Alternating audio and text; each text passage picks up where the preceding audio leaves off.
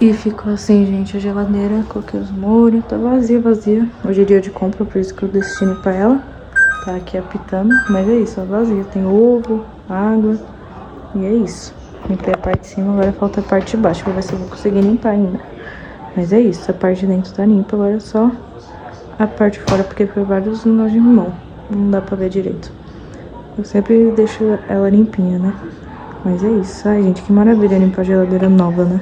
Que essas que a minha antiga que criava gelo, horrível. Mas é isso.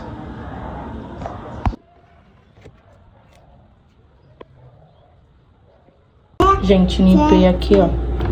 Limpei essa gaveta aqui. Limpei essa daqui. Tá muito suja. Não limpei essa daqui porque eu limpei esses dias. Porque é onde fica as carnes sujas mais rápido.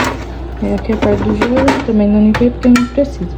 Eu vou limpar essa porta e aí vai ficar só a parte de fora. Né, Davi? O neném acordou. E é isso. Bora pro vídeo. É isso, gente. O neném já tá aqui, grudado, querendo mãe. Deixa eu pegar ele aqui no colo, que eu vou gravando pra vocês.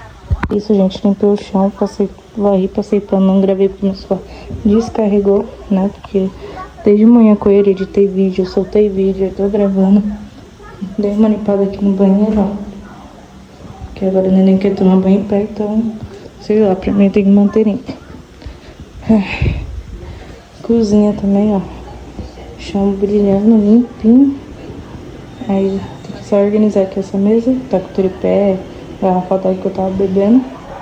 É tudo limpinho. Agora eu vou subir lá em cima pra estender roupa e colocar mais roupa pra lavar. Vem aqui.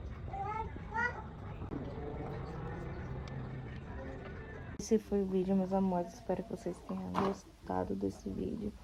Se achou até aqui o final, não esquece de deixar o like, comentar o que vocês acharam, comenta ideia de vídeo também.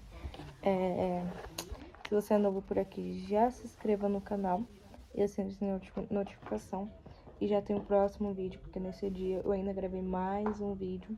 Vou deixar um trechinho aí no final. Mas é isso, espero que vocês gostem. Até o próximo vídeo. Eu fiz um negócio aqui pra botar com trabalho de como.